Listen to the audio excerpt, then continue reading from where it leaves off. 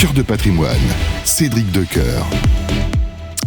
Bonjour à toutes et à tous, bienvenue dans Cœur de patrimoine. Comme chaque semaine, on se retrouve, vous en avez l'habitude, pour explorer ce monde de la gestion de patrimoine, des conseils, des commentaires, des découvertes aussi de tout ce qui permet de faire fructifier vos placements pour vous, les épargnants, mais aussi des découvertes peut-être pour les professionnels qui vous accompagnent. Alors au sommaire de ce 39e numéro, on va parler IA. Il y a quelques semaines, je vous faisais découvrir Figen AI, une IA destinée à la gestion de patrimoine. Et bien aujourd'hui, c'est la gestion de patrimoine qui se penche sur l'intelligence artificielle. Et puis, vous saurez donc tout dans un instant grâce aux experts de la CNCGP. Ensuite, on parlera retraite, pas pour plancher sur une nouvelle énième réforme, mais pour vous accompagner à l'étranger. Et puis, on terminera par un détour par les marchés financiers.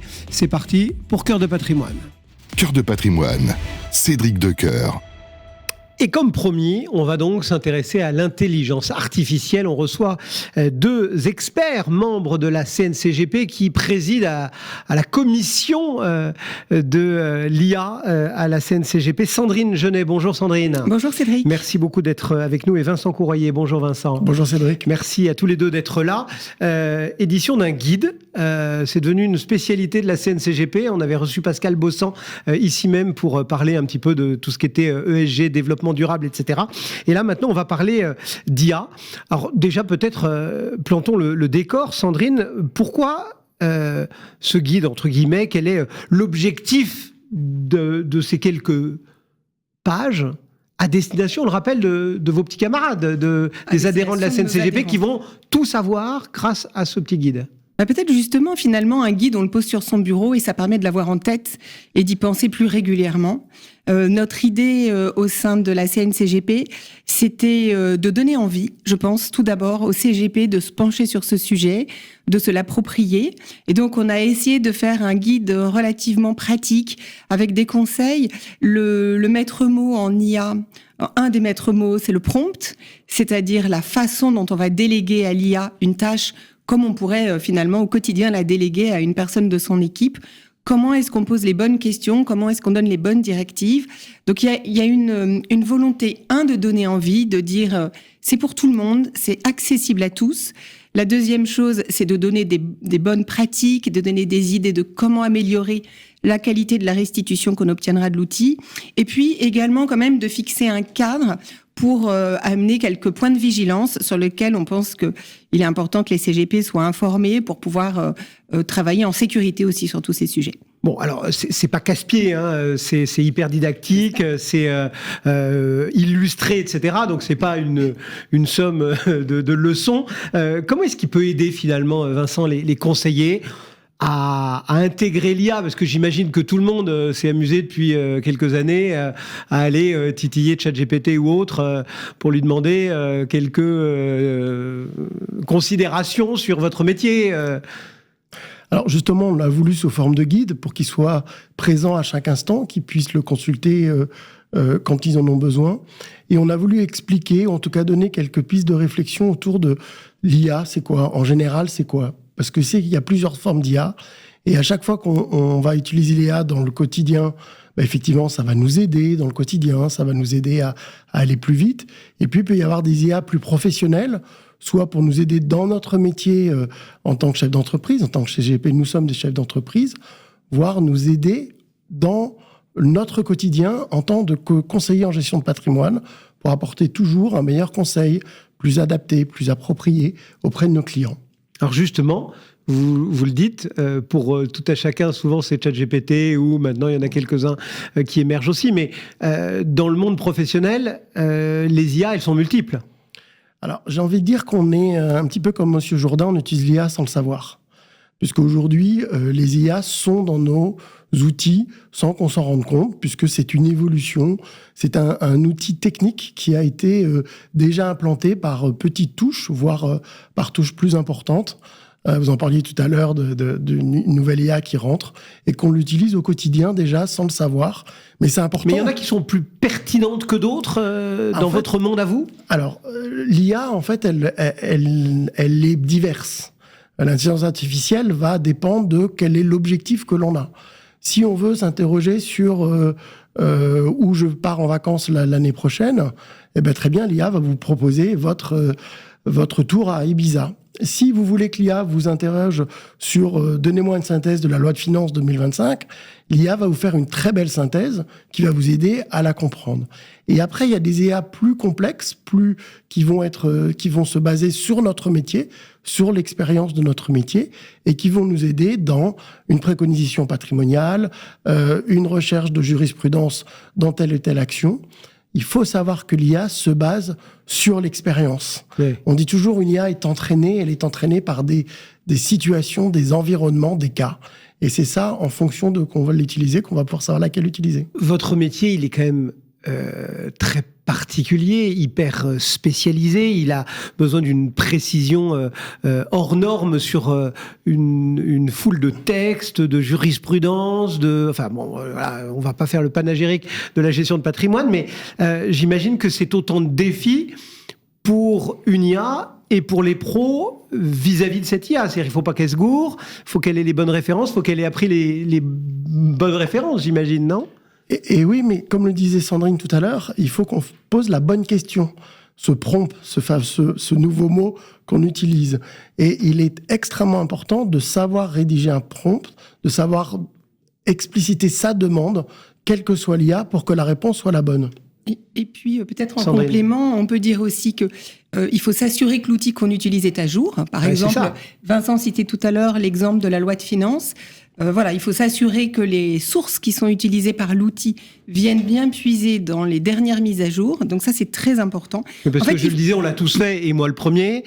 Quand ChatGPT est arrivé, je lui ai posé quelques questions sur la gestion de patrimoine, et ne serait-ce que sur les taux des livrets, à cette époque-là, je me souviens qu'il m'avait donné des taux qui n'étaient pas les bons. Absolument. Donc il faut vérifier les sources, et maintenant, c'est des choses qu'on arrive à trouver plus facilement dans les outils qu'on interroge.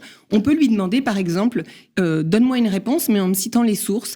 Donc ça, en fait, la confiance n'exclut pas le contrôle. C'est une expression qu'on utilise depuis longtemps dans le management. C'est un peu pareil avec l'IA. Ça n'exclut pas d'aller vérifier ses sources. Il ne faut pas manger tout cru. De les croiser. Voilà. Ouais. Au contraire, c'est même une règle de ne pas manger tout cru et de vraiment s'assurer, avec son bon sens et son expertise personnelle de CGP, que les éléments qu'on récupère sont qualitatifs et sont fiables. Tiens, puisons dans votre expérience justement. Est-ce que vous pourriez nous dire, nous donner, nous démontrer par l'exemple, on va dire, un cas dans lequel l'IA vous a aidé, simplifié les choses, ou ça a amélioré votre gestion de patrimoine? Oui, je peux donner un exemple très concret qui va peut-être faire rêver beaucoup de cabinets de conseils en gestion de patrimoine, puisqu'on a utilisé, surtout en ce moment, puisqu'on a utilisé l'IA et notamment ChatGPT dans une version payante, pour pouvoir générer un code qui nous aide à aller chercher des données de clients qui sont dans un fichier Excel et à les faire basculer dans un PDF remplissable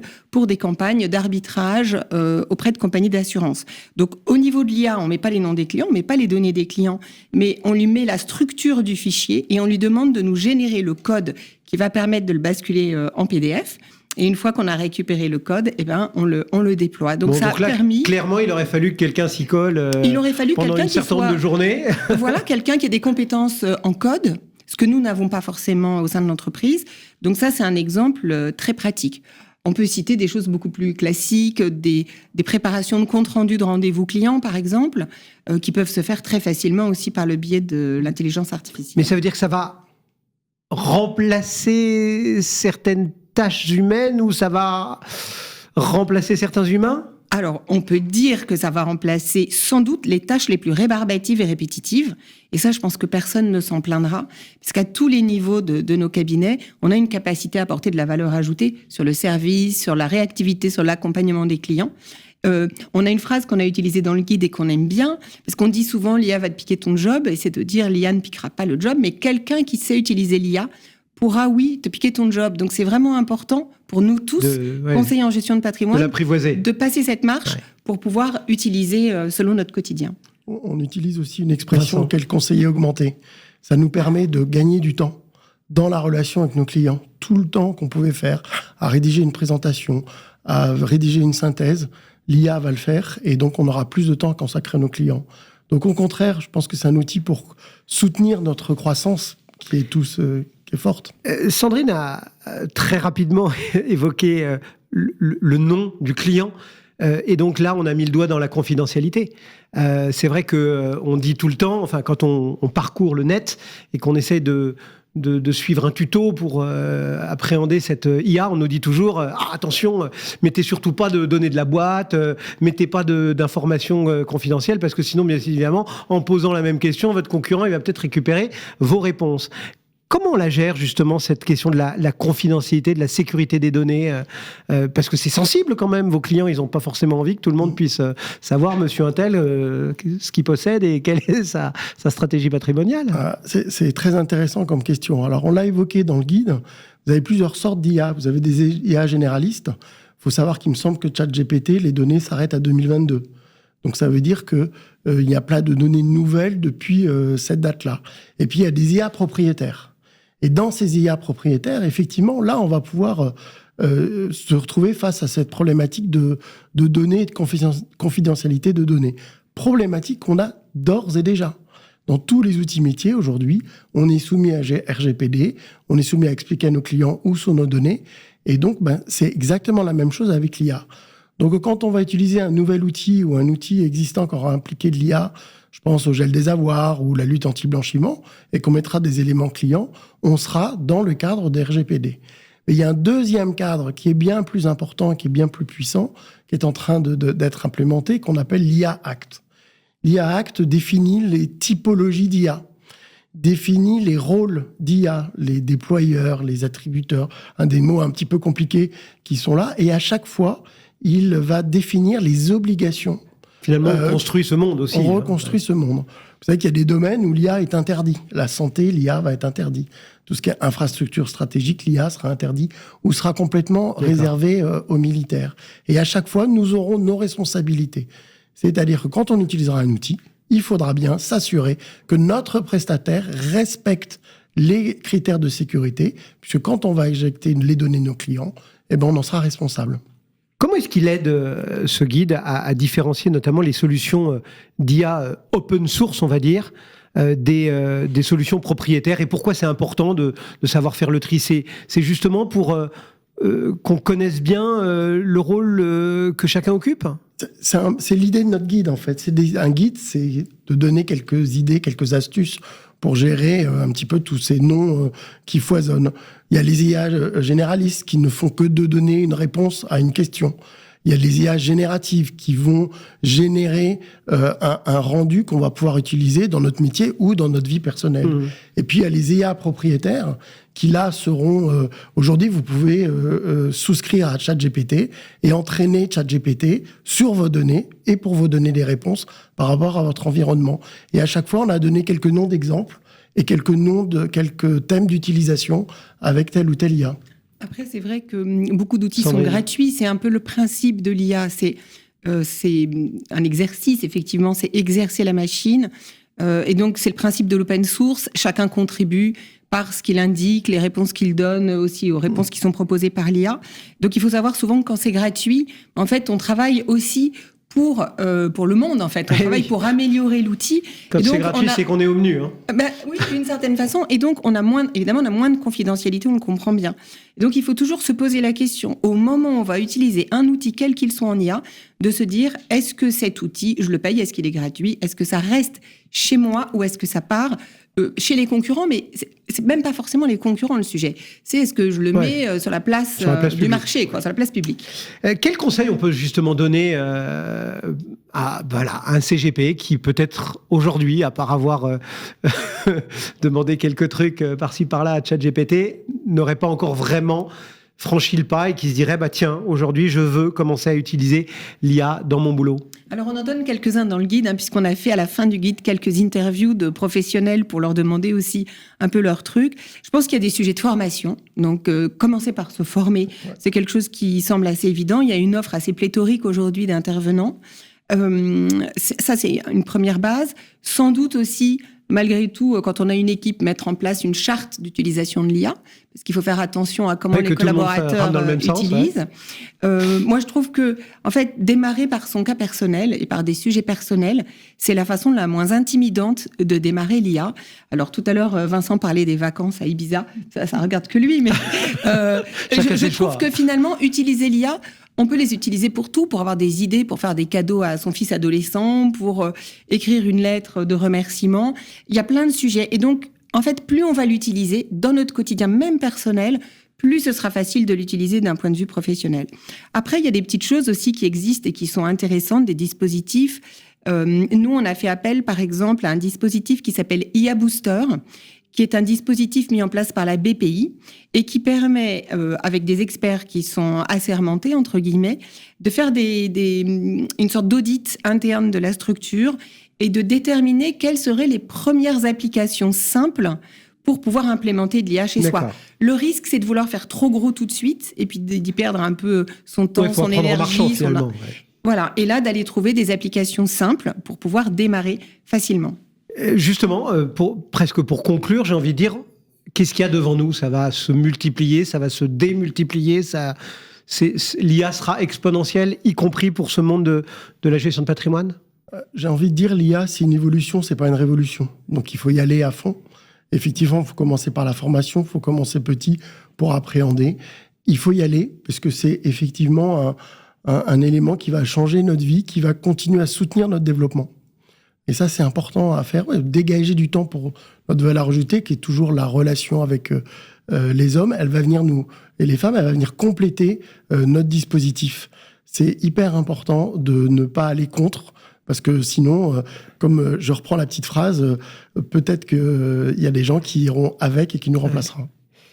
Alors, guide à 4 mains, ou un peu plus, mais ce matin, il était présenté à 4 mains.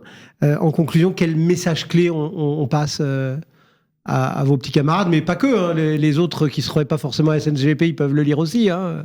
Je sais pas s'ils peuvent le lire. Le message qu'on passe, c'est que c'est pour tout le monde, en fait. Ouais. Il peut y avoir un espèce de frein personnel de certaines personnes qui se disent « je suis pas très technologie », etc. C'est simple d'utilisation, c'est facile. Donc, le message, c'est « lancez-vous, utilisez-le » et vous verrez qu'il vous aidera beaucoup dans votre quotidien.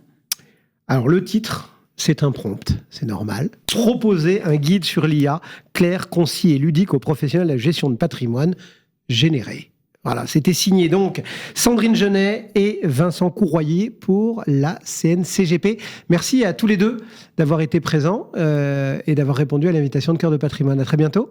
À bientôt, merci Cédric. Et tout de suite, on continue à parler de ce monde de la gestion de patrimoine. On va faire rimer retraite avec international. À tout de suite. Cœur de Patrimoine, Cédric Decoeur.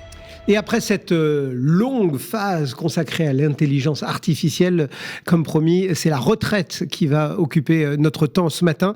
On accueille Sonia Hemlinger. Bonjour Sonia. Bonjour Cédric. Merci d'être au rendez-vous pour Lily Kerr et Charles-Henri Chenu. Bonjour. Bonjour. Merci beaucoup d'avoir répondu à l'invitation. Vous êtes avocat à Paris au cabinet Chenu, Oliveira et Santiago, spécialisé dans ces questions internationales, puisqu'on va faire rimer retraite avec international. D'abord, remettons un peu les choses en place. Je le disais en introduction tout à l'heure, on ne va pas présenter la énième nouvelle ou future réforme, mais il va nous falloir quand même un petit rappel de barème, Sonia, pour savoir où on en est en termes de retraite après cette réforme 2023. Alors, un chiffre à retenir, 172 trimestres, 43 ans de cotisation, c'est depuis la réforme des retraites ce qu'il faudra cotiser pour pouvoir prétendre à une retraite à partir de 64 ans maintenant. Taux plein, 67 ans, ça ne change pas. Ce qui ne change pas non plus, c'est 25 années qu'il faudra cotiser. On va prendre les 25 meilleures années. On va prendre 50% de ces 25 meilleures années pour avoir sa retraite de base qu'on appelle sécurité sociale. D'accord. Après, on a toujours le système des surcotes. Si on travaille plus que la durée requise, il y a 1,25% de surcote par trimestre. Pareil, en déduction, si on ne travaille pas assez. Voilà, suffisamment. Donc ça ne change pas. Et puis également, les retraites complémentaires, hein, en plus de la retraite de la sécurité sociale. Donc là, c'est une retraite par points. Qui vous permet de vous cotiser, vous avez un nombre de points acquis et chaque année, le point est revalorisé, vous le transformez en euros et vous saurez exactement combien vous allez percevoir de retraite. Ça, c'est notre système. Ouais. Et à l'international, Charles-Henri Chenu, comment est-ce qu'on peut parler de retraite ? Alors déjà, ça touche une vraie communauté puisque la diaspora française est à peu près comprises entre 3 millions et 3,5 millions de compatriotes hors hexagone. Ils sont aussi perdus qu'ici, tout à fait légitimement. Et parce qu'ils sont à l'étranger, ils se posent la question de la retraite en France, de la retraite dans leur pays de résidence, mais aussi dans un autre pays dans lequel ils ont pu travailler. Donc, le premier réflexe est de savoir quelle est la législation applicable dans son pays de résidence, qui n'est plus, a priori, la France. L'âge de la retraite est très différent. Par exemple, en Europe, ça peut être 65 ans en Espagne, c'est 66 ans au Portugal, 67 ans en Italie. Donc, déjà, s'enquérir de l'année de départ, ça, c'est très important. Et puis, vous avez des législations très spécifiques qui vous imposent aussi une durée minimum de travail dans le pays en question. Ce qui n'est pas du tout le cas de la France. La France, il n'y a pas un minimum de prérequis. On n'a pas besoin de travailler un minimum en France pour prétendre à la retraite. Dans certains pays, c'est le cas. L'Allemagne, c'est par exemple 5 ans minimum, sinon vous n'avez pas le droit à la retraite. Le Royaume-Uni, c'est 10 ans. Et moi qui travaille beaucoup avec l'Amérique latine et le Brésil notamment, c'est 15 années de travail à minima sur place. Donc le premier réflexe, c'est de s'enquérir de la législation applicable dans votre pays de résidence. Bon, alors effectivement, il faut se renseigner. Bon, on a donc une vision un peu générale de tout ça. Mais quand on bouge, Sonia, si on part vivre, travailler à l'étranger, on va dépendre de plein de statuts, non ? Oui, tout à fait. Alors, il y a 2 statuts principaux. Donc, le statut de travailleur détaché. Donc là, un travailleur détaché, c'est l'entreprise qui envoie son salarié à l'étranger. Il n'y a aucune différence par rapport au système de retraite française. D'accord, donc là, on reste dans le cadre que vous avez rappelé. Voilà, comme s'il n'avait jamais quitté le territoire français. D'accord. Principalement, c'est quand même plutôt en expatriation qu'on envoie les travailleurs à l'étranger. Et là, ça va être souvent du contrat local. Donc, le contrat d'expatrié, là, on va regarder les conventions qu'il va y avoir avec la France et le pays dans lequel on va être expatrié pour savoir à quelle sauce on va être mangé au niveau de la retraite. Donc, c'est un peu, c'est un peu comme pour la fiscalité. C'est-à-dire qu'il y a des conventions. Donc, quand on décide, Charles-Henri, d'aller à tel ou tel endroit, entre guillemets, on ouvre le bouquin et on regarde s'il y a une convention, ce qu'elle raconte, quelles sont les différences. On a le choix. Enfin, comment on fait Exactement. Donc ça, on y pense assez peu. La France a signé des conventions bilatérales avec d'autres pays, une trentaine de pays partenaires, des conventions bilatérales de sécurité sociale, parce qu'on parle souvent de la convention fiscale bilatérale ou des conventions fiscales, mais il y a aussi des conventions de sécurité sociale qui nous intéressent au premier chef ici. Donc une trentaine de pays, ça embrasse à peu près l'ensemble des régions du monde, le Maroc, le Canada, le Brésil, on en parlait. Donc, se renseigner sur ces conventions. Alors, ça sert à quoi, en fait, une convention ? C'est extrêmement utile parce que lorsque la France a signé une convention avec un autre pays, vous pouvez, pour prétendre à votre retraite française, et ces fameux trimestres dont parlait Sonia, vous prenez les années travaillées en France et vous allez agréger aussi les années travaillées à l'étranger. Et cela, on n'y pense pas du tout. Donc, ça vous permet finalement, avec ces années françaises, de rajouter quelques années marocaines ou canadiennes et d'arriver aux fameux 172 trimestres. Donc, c'est extrêmement profitable. Mais c'est profitable aussi dans l'autre pays qui a signé cette convention. C'est-à-dire que dans l'autre pays, vous allez avoir les années travaillées, par exemple, au Canada. Vous n'en avez pas assez pour avoir un taux plein canadien. Et donc, vous allez additionner les années françaises aux années canadiennes. Et donc, c'est extrêmement utile. On fait son marché, quoi. C'est-à-dire que... en fait, on récupère, on fait une reconstitution de carrière internationale et on récupère l'ensemble de ces années un peu partout, glanées un peu partout, pour prétendre dans chaque pays à un taux plein de retraite. Bon, mais s'il n'y a pas de convention Alors, s'il n'y a pas de convention, c'est un vrai sujet. Vous avez cotisé, vous n'avez pas cotisé dans le pays en question, donc ça ne joue pas pour la France. Et vous pouvez vous rattraper quand même.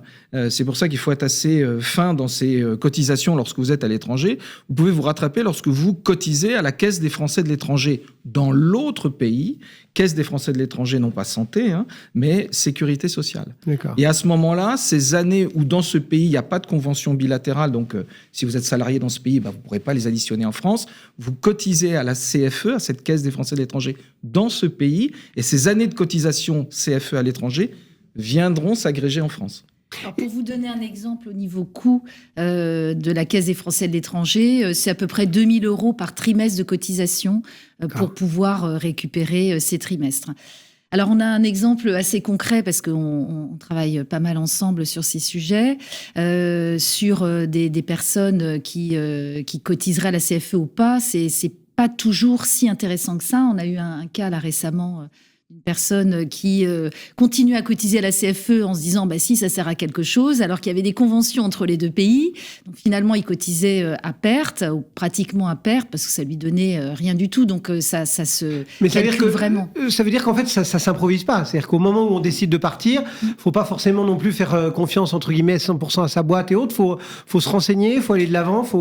C'est-à-dire que le problème, c'est que votre boîte, quand vous êtes un vrai expatrié et qu'elle vous paye votre expatriation, c'est ceinture et bretelle. Elle va dire, moi, je vous cotise dans l'autre pays, la CFE, sauf que vous êtes salarié, par exemple au Brésil, vous êtes salarié brésilien, vous allez prendre ces années de cotisation de salariat brésilienne et ça sert à rien de cotiser en plus à la CFE. Ça fait doublon et ça s'additionne pas. Donc, en fait, vous cotisez à perte. Nous, on a sur le dossier que tu évoquais, permis sur 5-6 ans à supprimer des cotisations à perte à hauteur de 100 000 euros. Ah oui. Donc c'est un gain non négligeable. Pas tout à fait négligeable. Ouais.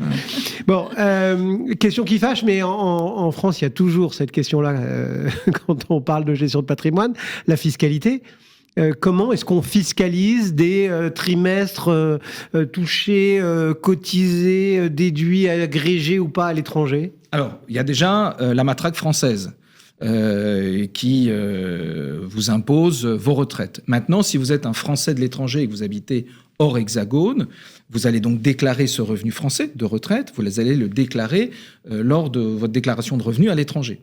Et la fiscalité étrangère va vous imposer. Donc vous allez a priori avoir une double imposition, une retenue à la source française sur votre retraite et puis une taxation locale. Donc là, on change de convention, on lâche la convention sociale et on revient sur la convention fiscale. Et donc, alors, normalement, il y a d'abord une convention fiscale et après, éventuellement, une convention sociale. Il y a rarement une convention sociale toute seule et pas une convention fiscale. D'accord. Donc là, on joue le jeu de la convention fiscale, du crédit d'impôt, de la non-double imposition. Et donc, vous n'allez pas être imposé 2 fois sur le même revenu de retraite. C'est souvent le cas quand même. Donc, l'astuce, c'est d'aller voir l'organisme payeur français en lui disant, écoutez, non, moi je suis sous couvert d'une convention fiscale bilatérale, je vous demande de ne plus payer parce que je payerai l'impôt sur ma retraite française dans mon pays de résidence. Au Maroc, au Canada, voilà. Au Portugal, et ça fonctionne. Et ça fonctionne. Bon, qu'est-ce qu'on se dit en conclusion? Que, encore une fois, c'est la préparation, c'est la recherche. Voilà, avant de partir, surtout vérifier si ce pays a déjà une convention ou pas. Donc s'il n'y en a pas, il y a quand même pas mal de choses à mettre en place. Ensuite, bien conserver toujours ces documents quand on va travailler à l'étranger. Et puis, l'expérience internationale, c'est exaltant, mais il ne faut pas non plus partir la fleur au fusil et sans aucune organisation. Donc, bien se renseigner et consulter des spécialistes, bien sûr, pour vous aider. Merci à tous les deux, Sonia Hemlinger, donc pour Lily Kerr et Charles-Henri Chenu, donc pour le cabinet Chenu Oliveira Santiago. À très bientôt. Merci. Merci de votre visite dans Cœur de patrimoine. Tout de suite, on va changer d'univers. On prend la direction des marchés financiers. Cœur de patrimoine, Cédric Decoeur. Et on termine donc Cœur de patrimoine pour cette semaine en parlant des marchés. J'ai le plaisir d'accueillir Hortense Lacroix. Bonjour Hortense. Bonjour Cédric. Pour Montpensier Arbevel. Période un peu particulière parce que évidemment tout le monde regarde Trump et autres. Tout le monde regarde aussi les questions géopolitiques, les questions politiques. Enfin, comment est-ce qu'on évalue cette situation actuelle sur nos marchés financiers? Alors on va beaucoup s'intéresser à l'Europe bien sûr, mais... C'est une situation très compliquée qui se traduit par beaucoup de volatilité sur les marchés. Pour l'évaluer, il faut avoir le cœur bien accroché et essayer d'avoir une vision, je pense, un petit peu long terme pour se sortir de l'actualité, parce qu'on a vraiment des séances à +2, suivies de séances à -2.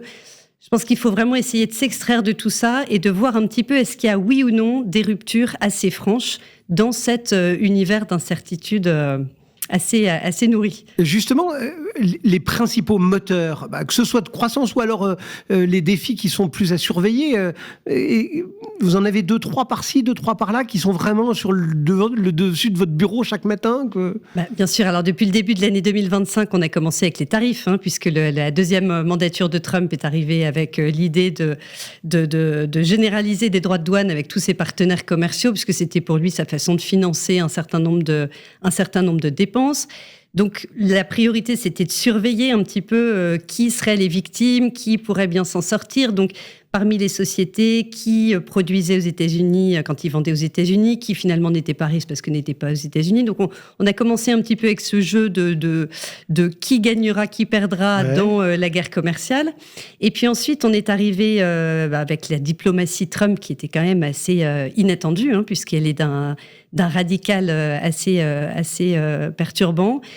Donc une optionnalité sur la fin de la guerre en Ukraine, une optionnalité sur le Moyen-Orient, on ne sait pas ce qui va se passer avec la Chine, donc énormément d'incertitudes, tout ça assez difficile à anticiper. Et puis quand même, le point assez positif qui se dégage de tout ça, on en parlera je pense, c'est l'Europe qui du coup a une chance incroyable pour prendre en main enfin son destin politique. Justement, juste pour s'attarder un tout petit peu sur la question de Trump qui effectivement focalise pas mal d'attention, est-ce qu'on arrive à se projeter, enfin, pas à se projeter parce qu'il est parfois, ou même souvent, imprévisible, mais est-ce qu'on se dit les répercussions vont forcément être à long terme parce qu'il renverse la table, ou est-ce qu'au contraire, c'est un peu du jour le jour, parce qu'on voit aussi que parfois, il change d'avis, il suspend des taxes qu'il avait mises l'avant-veille, enfin bon bref. Comment est-ce qu'on arrive à appréhender ça un peu ? On se dit, parce que la gestion, voilà, c'est du long terme aussi, c'est pas du day trading. C'est une excellente question parce que le premier mandat Trump, tel qu'on l'avait connu la première fois, est quand même très très différent de ce deuxième mandat Trump. Il arrive beaucoup plus préparé, beaucoup plus radical, sur une rhétorique America First qui est quand même bien plus avancée, bien plus aboutie que celle du premier mandat. La bourse a du mal à savoir sur quel pied danser, d'où la volatilité dont on parlait. C'est vrai qu'on impose des tarifs, puis on n'y va pas avec le dos de la cuillère, sur des montants considérables. Et puis finalement, on va donner un petit peu de temps, et puis finalement, on va revenir en arrière sur les tarifs. Donc on a l'impression plutôt d'un jeu de caprice initialement que d'une stratégie très bien pensée sur le long terme. Mais pour autant, il faut adapter sa stratégie d'investissement. Absolument. Et puis pour autant, il prévient les marchés que oui, il y aura peut-être quelques petites turbulences, mais c'est pour aller vers du mieux. Donc il a quand même une stratégie à plusieurs coups apparemment. Sur les marchés, ce qui est assez au-delà des tarifs, on a quand même un effet inflationniste qui a complètement perturbé les prévisions des économistes sur la zone, en fait, sur l'ensemble du monde, puisque les tarifs auront un effet inflationniste et que les taux longs, la BCE a beau faire tout ce qu'elle peut en baissant les taux courts, les taux longs ne veulent pas baisser parce qu'effectivement, on craint pour l'inflation. Et côté US, ça a des effets évidemment beaucoup plus inquiétants puisque le consommateur commence quand même à se poser des questions sur de quoi sera fait son lendemain. C'est sûr qu'il y en a qui l'ont entendu critiquer Biden parce qu'il avait fait de l'inflation. On va voir comment il digère l'inflation signée Trump. Quels sont selon vous un peu les secteurs justement qui en ce moment sont les plus résilients ou ceux qui ont le plus de potentiel de croissance en Europe? Vous nous disiez tout à l'heure que finalement on pouvait peut-être aussi tirer notre épingle du jeu dans cette nouvelle donne mondiale. Complètement. Alors, si on s'en tient juste à ce qui s'est passé déjà depuis quelques trimestres, il y a évidemment la défense qui s'en est bien sortie, puisque la grande rhétorique de Trump, c'est que tout le monde doit réarmer. Si tout le monde doit réarmer, il faut bien acheter les armements quelque part. Donc, un secteur qui était déjà assez tiré par le conflit ukrainien se voit encore faire l'objet de prévisions et de visibilité sur des années, puisque ce 3% de PIB à dépenser en défense correspond à des budgets considérables en termes d'armement et autres. Donc, le secteur de la défense est une exception, quelle que soit la conjoncture. On a le secteur des banques qui s'en sort très très bien, alors en partie parce qu'effectivement les taux longs ne baissent pas. Donc tous ceux qui avaient imaginé que les banques avaient eu leur moment et puis que ça allait retomber, en sont pour leur grade, puisque finalement les banques ont une profitabilité qui est exceptionnelle et qui a l'air d'être durable. Et puis alors on parle de complètement autre chose quand on parle de le moment allemand qui est peut-être en train de se dessiner depuis les élections allemandes. Oui, c'est-à-dire que la donne change complètement de l'autre côté du Rhin. Mais complètement, c'est exceptionnel. On avait l'impression que c'était Picsou qui voulait pas lâcher. On a vraiment la conviction chez Montpensier Arbevel qu'on est sur quelque chose qui va être un game changer pour plusieurs années devant nous. Si on reprend un petit peu la perspective historique, l'Allemagne, avant la grande crise financière, avait une croissance bénéficiaire qui était largement celle des États-Unis. En fait, on avait un pays qui était prospère, qui avait une belle croissance économique. Post-crise, post-grande crise financière 2009-2010, cette règle d'or se met en place d'un désendettement qui en fait recycle tous les excédents commerciaux allemands, qui sont considérables, 5-6% du PIB, recyclés en remboursement de dette. Donc, pendant que les États-Unis, la France, l'Italie avaient des dettes publiques qui dépassaient les 100% du PIB et qui massivement en fait avaient un effet de relance budgétaire, on avait cette Allemagne qui s'imposait une diète c'était la fourmi, quoi. Extrêmement durable, et ça a divisé par deux la croissance bénéficiaire. Donc, on avait beau répéter en termes de marché, le marché européen n'est pas cher, le marché action européen n'est pas cher. S'il n'y a pas de croissance, il n'y a aucun intérêt pour les investisseurs internationaux. Or là, qu'est-ce qu'on nous annonce ? C'est majeur. On nous annonce quasiment une relance. Si on prend simplement les plans d'infrastructure et les plans de défense qui ont été annoncés, c'est 1% quasiment du PIB allemand pendant 10 ans qui va être dépensé. Donc on a un effet de relance budgétaire considérable. Et c'est de nature à soutenir vraiment un redémarrage économique européen ? Complètement. Alors l'Allemagne, c'est c'est un peu moins d'un tiers, c'est un peu moins de 30% du PIB européen. Donc vous faites un effet de relance d'1% du PIB par an pendant 10 ans, vous avez quand même un élan considérable qui devrait se diffuser à l'ensemble de l'économie américaine. Donc on est vraiment sur quelque chose d'intéressant. Pour ne pas aborder l'aspect politique aussi, qui est que si effectivement Trump a dit clairement qu'il ne voulait plus assumer la sécurité de l'Europe et que les Européens prenaient en main leur destin politique en termes de défense, on a peut-être enfin une Europe qui va créer une entité économique. Si cette dynamique existe et se met en place, on aime bien avoir des repères, des clignotants à regarder, etc. Quels sont un peu les indicateurs qu'il faut s'habituer à avoir en tête pour constater, mesurer, valider cette dynamique ? Mais rien de très compliqué. La croissance... La relance budgétaire doit créer une croissance de la zone. Donc, en fait, simplement, croissance de PIB, des indicateurs avancés. On avait une dichotomie qui était assez intéressante en Allemagne. On avait d'un côté des indicateurs avancés qui étaient en dépression complète.